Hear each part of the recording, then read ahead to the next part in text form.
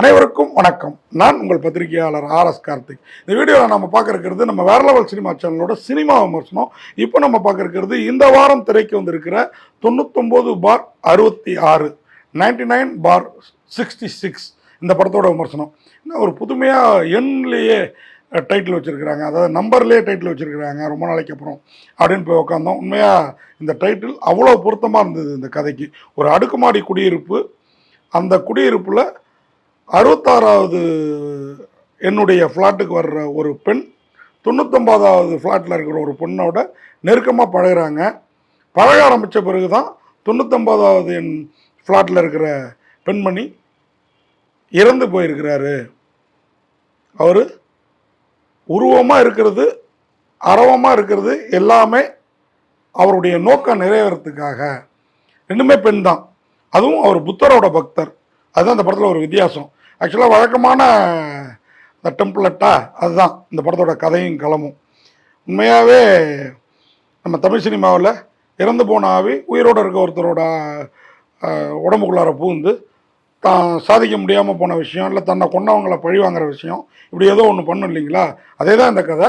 ஆனால் இதில் அந்த கூடுதலாக அந்த 99ல் இருக்கிற அந்த பெண் புத்தரின் பக்தருங்கிற ஒரு விஷயத்தை உள்ளே சேர்த்துருக்குறாங்க. இந்த 66க்கு குடி வர்ற பெண் தான் நம்ம ரக்ஷிதா மகாலட்சுமி. அவங்க சின்ன திரையிலேருந்து இப்போ மெல்ல பெரிய திரைக்கு வராங்க. ஆனால் அதை விட அவங்களுடைய உருவம் பெருசாகிட்டே போகுது. அதை கொஞ்சம் அம்மனை கண்ட்ரோல் பண்ணணும். குஷ்பு மாதிரி இருக்கிறத நம்ம ரசிக்கிற தமிழ் சினிமா ரசிகர்கள் தான். ஆனால் ஒரு லெவலுக்கு மேலே, ஏன்னா நம்ம சமீபமாக அவங்க ஒரு படத்தில் வந்தாங்க, அவ்வளோ அழகாக இருந்தாங்க, கச்சிதமாக இருந்தாங்க.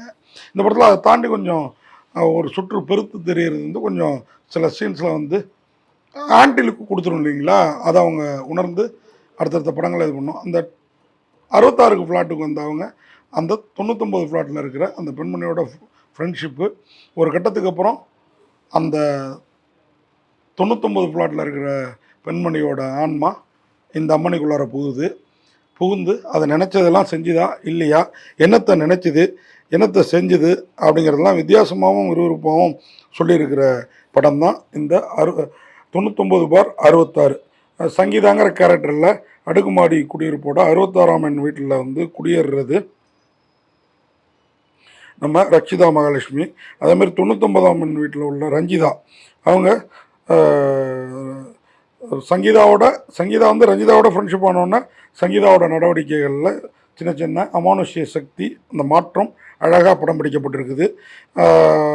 அந்த சங்கீதா யாருடைய அந்த அமானுஷ்ய சக்தியோட பிடியில், அந்த ரஞ்சிதாவுடைய அமானுஷ்ய சக்தி தான், அது ஆன்மா தான், அதோட பிடியில் சிக்கியிருப்பது ஒரு சீனில் அழகாக டெப்த்தாக காட்டியிருக்காங்க. அந்த 99ஆம் வீடு ரொம்ப நாளாகவே மூடி கிடந்த வீடு அப்படின்றது அப்புறம்தான் இந்த சங்கீதாவோட குடும்பத்தினருக்கு தெரிய வருது. அதை வச்சு சில பிளேயெல்லாம் பண்ணியிருக்காங்க படத்தில். அதுக்கப்புறம் ரஞ்சிதா யாரால் எதற்காக கொலை செய்யப்பட்டாருங்கிற அந்த கதை.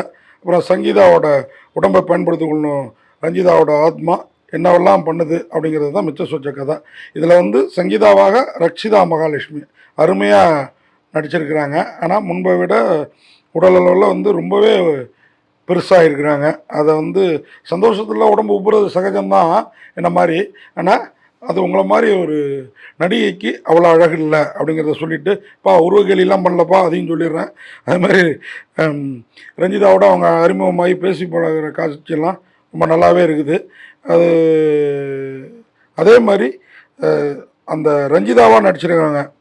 அதே மாதிரி அந்த ரஞ்சிதாவுக்கு நடந்தது என்னென்னு இந்த சங்கீதா ரிஸ்க் எடுத்து பார்க்குறது போகிறது வர்றதெல்லாம் நமக்கு ஐயோ மாட்டிக்க போகுது அந்த பொண்ணுங்கிற லெவலில் நம்மளை ஃபீல் பண்ண வச்சதில் டைரக்டர் வெற்றி பெற்றிருக்கிறாரு. ரஞ்சிதாவா ஸ்வேதா டோரத்தி இந்த பெண் நடிச்சிருக்கிறாங்க. நல்ல பப்ளியான முகமும் நல்ல திரட்சியான தேகம், உண்மை வேறு லெவல். என்ன சொல்லப்போனால் சில இடத்துல நம்ம ரக்ஷிதா மகாலட்சுமியை பீட் பண்ணிடுறாங்க, அந்த மாதிரி ஒரு கேரக்டர். ஆனால் ஆன்மாவாக இருக்கிறனால நம்மளால அவ்வளோ இங்கிதமாக இணைய முடியல அவங்க கூட. ஆனால் அதையும் சொல்லணும், பயம் இருக்குல்ல, பேய்ங்கிற பயம். அது ரசிகர்கள் அதை எப்படி ஃபீல் பண்ணுறீங்கன்னு பார்க்கணும். இந்த படத்தை மூர்த்தி அவர் தான் இயக்கி தயாரிக்கிறாரு.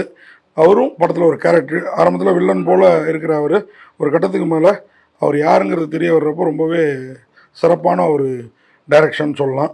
ரஞ்சிதாவோட கணவராக சபரி, ஸ்வேதாவோட கணவராக ரோஹித் செல்லப்பா, 2 பேரும் வில்லத்தனத்தை அப்படியே படத்தில் வில்லனுக்கு ஹீரோன்னே அவங்கள சொல்லலாம், அழகாக பண்ணியிருக்காங்க. இது இல்லாமல் நம்ம முதுபெரும் நடிகை K R Vijaya, P L Thenappan, producer P L Thenappan, Sreelekha Rajendran, Java Sundaresan, நம்ம சாம்ஸு, முல்லை கோதண்டம். நம்ம முல்லை கோதண்டம் வந்து விஜய் டிவிலேருந்து வந்து இன்னும் பெருசாக திரையில் ஜொலிக்கல புகழ் மாதிரிலாம்.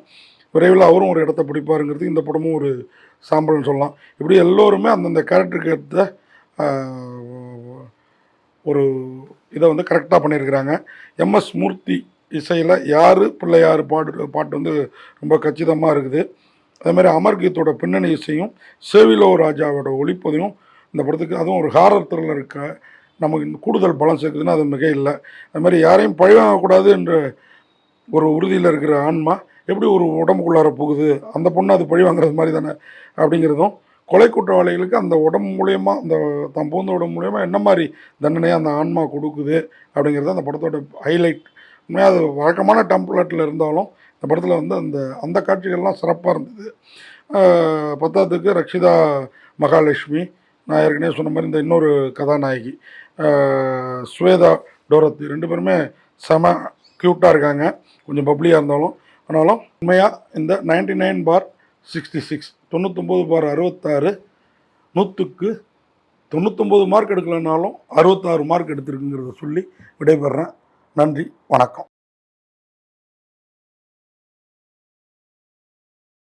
இந்த வீடியோ உங்களுக்கு பிடிச்சிருந்தா லைக் பண்ணுங்கள், கமெண்ட் பண்ணுங்கள், ஷேர் பண்ணுங்கள், சப்ஸ்கிரைப் பண்ணுங்கள்.